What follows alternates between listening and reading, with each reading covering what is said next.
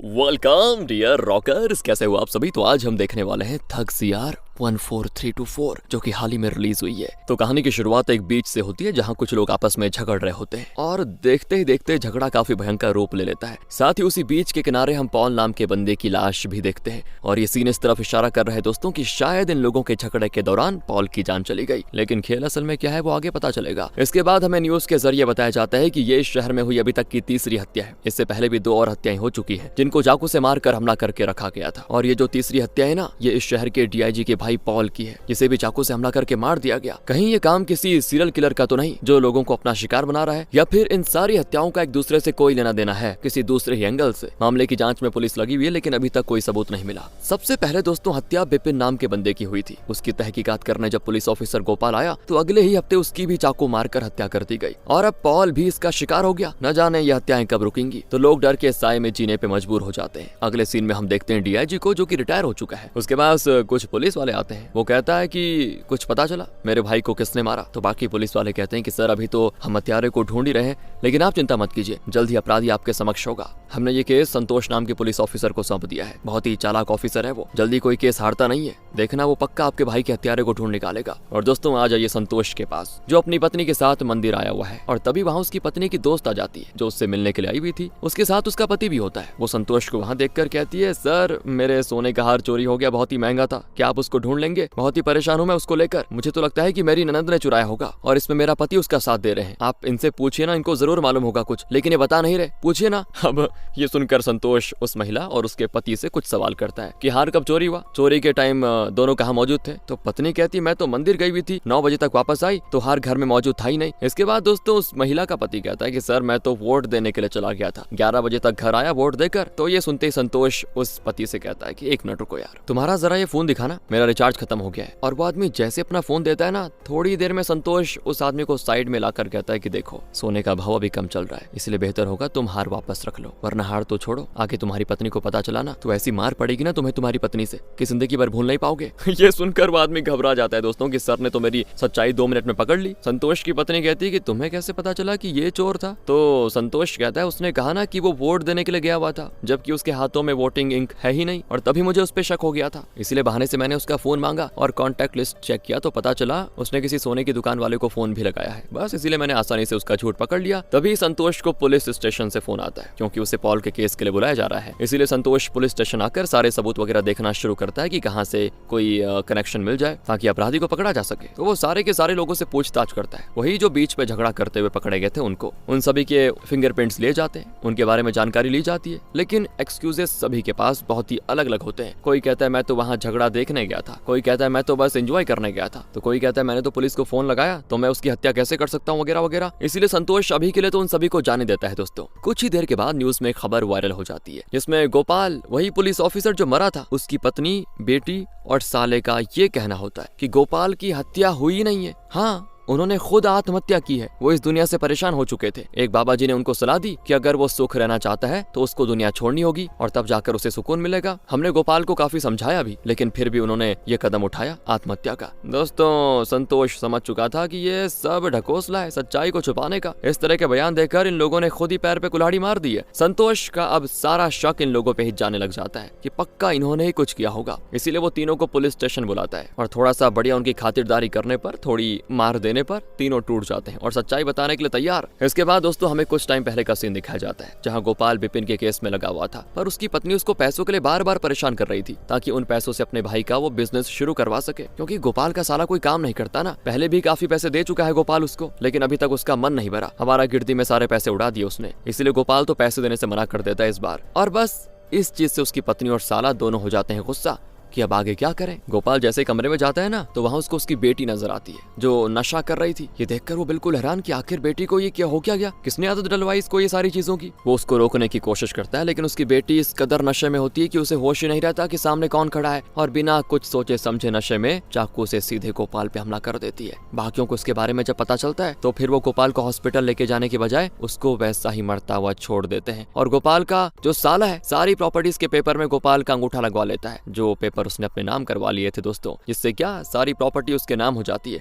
और बेचारा गोपाल वहीं पे अपना दम तोड़ देता है। इस तरह से संतोष ने गोपाल का तो केस उलझा दिया और इससे ये भी कंफर्म हो गया कि यह हत्या कोई सीरियल किलर नहीं कर रहा। तो अब डीआईजी संतोष को फोन करके कहता है कि अभी तक मेरे भाई के हत्यारे का कुछ पता चला क्या? सारा पुलिस डिपार्टमेंट सो रहा है क्या? अरे वो जो भी है मेरे भाई के हत्यारे के पीछे, उसको जल्दी ढूंढ निकालो। संतोष कहता है कि हमें बड़ा ब्रेक थ्रू मिला है सर। बीच पर हुई हत्या की जगह से हमें 7 लोगों के फिंगरप्रिंट मिले थे, जिसमें से एक पॉल के थे और बाकी 6 उन्हीं लोगों के थे जिन्हें हमने झगड़ा करते हुए पकड़ा था। तो इससे ये बात तो कंफर्म हो जाती है कि उन 6 में से ही कोई है जिसने पॉल को मारा है, बस उनके मुंह से उगलवाना बाकी है। अब संतोष जितने भी पॉल को जानते थे मतलब लोग, उन सभी को पुलिस स्टेशन बुलाकर पूछता है कि आखिर पॉल किस किस्म का इंसान था, कभी किसी को उसने परेशान वगैरह तो नहीं किया। तो सारे लोगों का यही कहना होता है कि पॉल बहुत ही अच्छा इंसान था, सबकी मदद करता था, कोई भी पॉल के खिलाफ बुरा नहीं कहता, हर किसी के मुंह से पॉल के बारे में बड़ी अच्छी बातें निकलती है। तो तब एक महिला ऑफिसर संतोष से कहती है कि सर 2-3 साल पहले शालिनी नाम की लड़की आई थी शिकायत लेकर कि वो और पॉल रिलेशनशिप में थे, पर ब्रेकअप के बाद पॉल ने उसकी और अपनी जो इंटीमेट वीडियोस थी उसको दिखाकर शालिनी को ब्लैकमेल करना शुरू कर दिया और इसी की शिकायत लेकर वो पुलिस स्टेशन आई थी। पॉल ठहरा डीआईजी का भाई, इसलिए उसके खिलाफ कोई कार्रवाई नहीं हुई। ये सुनकर तो संतोष शालिनी को पुलिस स्टेशन बुलाकर उससे पूछताछ करता है। वो कहती कि सर ब्रेकअप के बाद जब वो मुझे ब्लैकमेल करने लगा तो इसके बारे में मैंने फेसबुक पे पोस्ट भी लगाई थी और तब मुझे एक शॉकिंग जानकारी का पता चला। उस पोस्ट पर और भी लड़कियों ने कमेंट्स और मुझे पर्सनल मैसेज करके कहा कि पॉल उन सबके साथ भी रिलेशनशिप में रह चुका है और सबके साथ ऐसी ब्लैकमेल वाली हरकतें करता है। वो संतोष हैरान दोस्तों ये सुनकर कि उसके दोस्त और परिवार वाले उसके बारे में जितना अच्छा बोल कर गए,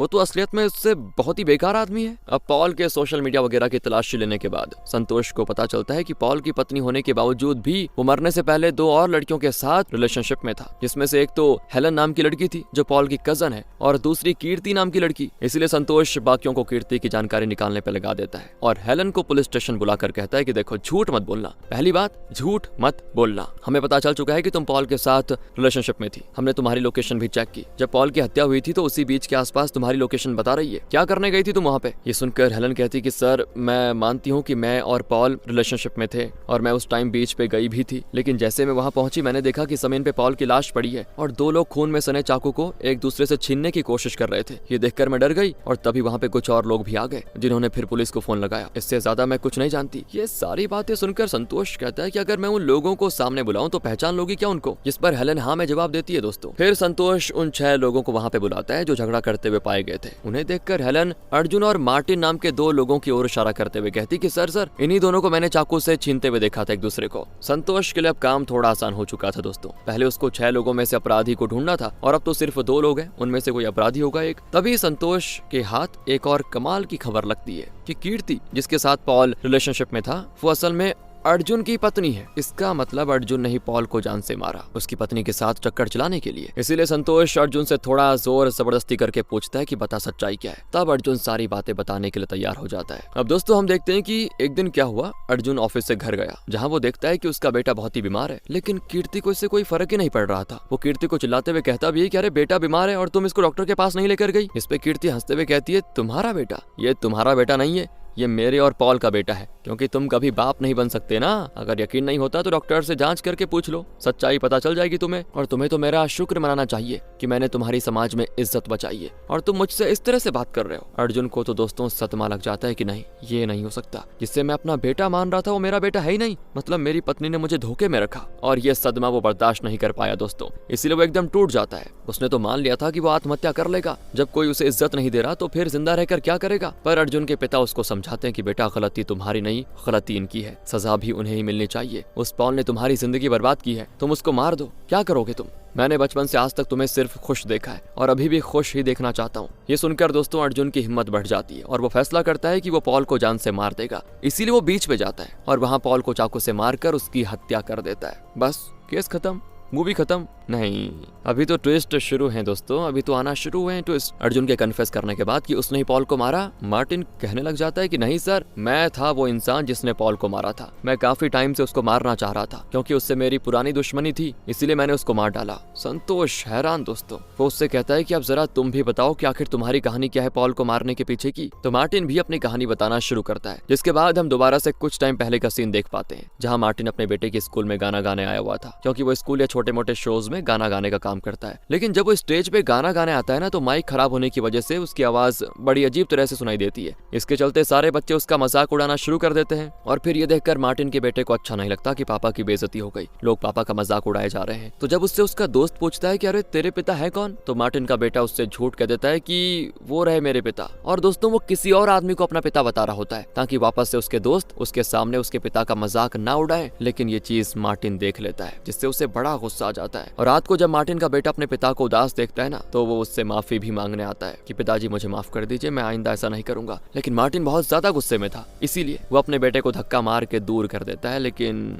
अनजाने में ही सही उसने जो धक्का मारा, इससे उसके बेटे का सर बेड पे टकराता है और मौके पर ही मौत हो जाती है। ये देखकर मार्टिन और उसकी पत्नी सदमे में चले जाते हैं। उसकी पत्नी सारा आरोप मार्टिन पे लगा देती है कि तुमने ही मेरे बेटे की जान ली है। इसलिए वो तो चले जाती है मार्टिन को छोड़कर, कार्रवाई होती है मार्टिन पर। लेकिन थोड़े दिनों में वो जेल से बाहर आ जाता है क्योंकि उसका कोई इरादा नहीं था अपने बेटे को मारने का, उल्टा वो खुद सदमे में था। दोस्तों जब वो जेल से बाहर आया ना, तो उसके साथ कोई नहीं था, बिल्कुल इस दुनिया में अकेला हो गया। तब उसकी मुलाकात वरिंदा नाम की लड़की से होती है, जो कि असल में पॉल की पत्नी है। किसकी? पॉल की। तो मार्टिन बच्चों को तो गाना सिखाता ही है, वहीं डेली वृंदा और मार्टिन का मिलना शुरू हो जाता है। तब दोनों धीरे धीरे करते करते एक दूसरे के दोस्त बन जाते हैं। एक दिन वरिंदा मार्टिन से कहती है, ये पॉल मेरे साथ चीट कर रहा है, जब भी मैं काम पर जाती हूँ वो दूसरी लड़कियों के साथ घर पे गलत काम करता है। मैं परेशान हो चुकी हूँ इससे और मैं सच में उसके साथ रहना नहीं चाहती। अब अगर वो मेरी जिंदगी में नहीं होता तो मैं तुमसे शादी कर लेती, पता है। इसीलिए दोस्तों मार्टिन के मन में ख्याल आता है कि अगर वो पॉल को मार दे तो वो वरिंदा से शादी कर लेगा, उसकी जिंदगी सेट हो जाएगी। इसी वजह से वो बीच में जाकर पॉल की हत्या कर देता है। अब दोनों ही कहानी को सुनकर संतोष का दिमाग घूम चुका था कि आखिर दोनों में से सच कौन बोल रहा है और झूठ कौन। लेकिन तभी डीआईजी वहाँ पहुंच जाता है ताकि जिसने उसके भाई को मारा वो उसको मार सके। संतोष कहता है कि सर अभी दोनों पे शक है, कंफर्म नहीं हुआ है कि किसने पॉल को मारा। इसलिए डीआईजी कहता है कि एक के साथ एक और मर जाए मुझे उससे फर्क नहीं पड़ता, मैं दोनों को शूट करने वाला हूँ और इनको मारने के बाद ये केस बना देना कि इन दोनों ने भागने की कोशिश की, इसलिए इनका एनकाउंटर करना पड़ा। बस ये सुनकर वो दोनों डर जाते हैं। और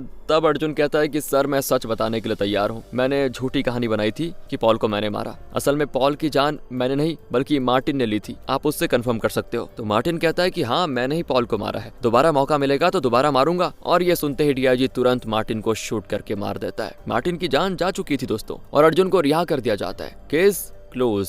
लेकिन संतोष को अभी तक ठंडक नहीं मिली थी, उसे बेचैनी थी कि आखिर मार्टिन ने पॉल को मारा तो अर्जुन खुद पर क्यों आरोप लेना चाहता था। उन दोनों का कुछ ऐसा तो कनेक्शन है जिससे वो एक दूसरे को बचाने की कोशिश कर रहे थे। लेकिन दोस्तों संतोष की पोजीशन अभी इतनी बड़ी नहीं है कि वो दोबारा से केस ओपन करवा के फिर जांच शुरू करे। इसीलिए वो फैसला करता है कि वो अनऑफिशियल तरीके से केस की दोबारा जांच करेगा। तब एक दिन ऐसे ही घर में बैठे बैठे उसको याद आता है कि मार्टिन जब मरा था तब उसका शव लेने के लिए चर्च से सिस्टर आई थी, जो मार्टिन का अंतिम संस्कार करने लेकर गई थी। वो सिस्टर को मार्टिन के बारे में जरूर कुछ पता होगा, इसीलिए वो जाता है चर्च ताकि जान सके कि आखिर वो मार्टिन को कैसे जानती है। वहां आने के बाद सिस्टर संतोष से कहती है, मैं मार्टिन को काफी समय से जानती हूँ, जब वो बच्चों को गाना सिखाया करता था तब से। लेकिन एक दिन मैंने उसको कब्रिस्तान में रोते हुए देखा, उससे बात करी तो सारी बातें पता चली कि उसके बेटे के साथ क्या हुआ ये था कि जेल से बाहर आते ही वो सारा का सारा दिन अपने बेटे की कब्र पे रोता रोता गुजार देता। इसीलिए मैं उसे चर्च में रहने वाले अनाथ बच्चों के पास लेकर गई जो सभी स्पेशल चाइल्ड थे। मैंने मार्टिन से कहा कि इन बच्चों को गाना सिखाओ, तुम इनके साथ रहो, तुम्हारा दिल लगा रहेगा। और तब से मार्टिन उन्हीं बच्चों के साथ रहने लगा। बच्चे भी मार्टिन को बहुत पसंद करते थे, वो बच्चे ही मार्टिन के लिए उसकी दुनिया बन चुके थे। लेकिन जो मैनेजमेंट हमारे चर्च को चलाती है उनके पास इतने डोनेशन नहीं आ रहे थे कि वो बच्चों के लिए खाने पीने रहने का बंदोबस्त कर पाए। इसलिए मैं और मार्टिन इस सोच में लग गए कि कहाँ बच्चों को लेके जाएंगे। पर दुर्भाग्य से इसी बीच मार्टिन के साथ ये हो गया, वो खत्म। कुछ देर के बाद संतोष से मिलने का आदमी आता है। वो संतोष से कहता है कि सर जब डीआईजी पुलिस स्टेशन आया था तब मैं मार्टिन और अर्जुन के करीब ही बैठा हुआ था। मैंने उन दोनों को आपस में बातें करते हुए सुना। वो बात आपको जाननी बहुत जरूरी है, पता है, इसीलिए मैं आपको ये बातें बताना चाहता हूँ। और अब दोस्तों यहाँ पर मूवी का मेन क्लाइमेक्स रिवील होता है, जहाँ हम देखते हैं कि मार्टिन और अर्जुन दोनों आपस में बात कर रहे हैं। अर्जुन कहता है कि देखो हम दोनों को पता है कि मैंने ही पॉल को मारा, फिर तुम खुद पे आरोप क्यों लेकर अपनी जिंदगी बर्बाद करना चाहते हो। तो मार्टिन भी कहता है कि देखो जो तुमने मुझसे वादा किया था बस उसको निभा देना, तुम्हारा परिवार है, तुम्हारी जिंदगी, मेरा तो सब खत्म हो गया ना, इसीलिए मरते मरते ही सही कुछ अच्छा करना चाहता हूँ। इसके बाद मार्टिन वरिंदा के पास जाता है। वो पॉल से परेशान हो चुकी थी, वो मार्टिन से प्यार नहीं करती थी, बल्कि वो मार्टिन को ऑफर देती है कि अगर तुम पॉल को मार दो तो मैं तुम्हें ढेर सारे पैसे दूंगी। मार्टिन को दोस्तों पैसे तो नहीं चाहिए थे, लेकिन पैसों की उन बच्चों को जरूरत थी। वो वरिंदा से वादा करता है कि मैं पॉल को मार दूंगा, लेकिन तुम्हें वादा होगा कि तुम अच्छे पैसे डोनेट करती रहोगी उन बच्चों के लिए ताकि वो आराम से अपनी जिंदगी गुजार सके। वरिंदा मान जाती है। अब वरिंदा पॉल के आरोप में ना फंस जाए इसीलिए मार्टिन ने संतोष से कह दिया था कि मैं वरिंदा के लिए पागल हो गया था, मुझे उससे प्यार हो गया था और इसीलिए मैंने सोचा उससे शादी करनी है तो पॉल को मारना होगा, जबकि ऐसा नहीं था दोस्तों। सेम इसी तरह वादा मार्टिन ने अर्जुन से भी कराया था, क्योंकि मार्टिन के मारने से पहले ही अर्जुन ने पॉल को मार दिया था। हाँ, अर्जुन ने पॉल को मारा रियल में। तो तब मार्टिन अर्जुन से कहता है कि मैं सारा आरोप खुद पे ले लूंगा, बस उन बच्चों की जरूरतों को पूरा कर लेना यार। मार्टिन ने अपना बेटा खोया दोस्तों, लेकिन कई अनाथ बच्चों की जिंदगी में खुशियां भर जाने का उसके पास एक आखिरी मौका था, जो उसने किया भी। और ये जानकर संतोष हैरान कि मैं तो मार्टिन को इतना बुरा इंसान समझ रहा था, लेकिन वो तो बहुत ही अच्छा इंसान निकला। संतोष वहाँ से उन्हीं अनाथ बच्चों से मिलने जाता है और वो ये देखता है कि मार्टिन की जगह अर्जुन उन बच्चों को गाना सिखा रहा है, उनके साथ खेल रहा है, और अब अर्जुन को अच्छा डोनेशन भी मिल रहा था यहाँ बच्चों के लिए। इसलिए संतोष फैसला करता है कि वो मार्टिन का बलिदान ऐसे नहीं जाने देगा। वो पॉल के केस को क्लोज ही रहने देता है और तीसरी हत्या के आरोपी को ढूंढने में लग जाता है, क्योंकि चाकू से तीसरी हत्या हुई थी। 2 केस तो सॉल्व हो गए, लेकिन तीसरा बिपिन बाकी था। लेकिन दोस्तों ये केस हमें इस मूवी में नहीं दिखाया जाता, वो हमें अगले पार्ट में दिखाया जाएगा, जो अभी तक रिलीज नहीं हुआ है। बाकी आप बताइए आपको मूवी कैसे लगी। मिलते हैं आपसे अगली वीडियो में, ध्यान रखेगा अपना, and finally thanks for watching.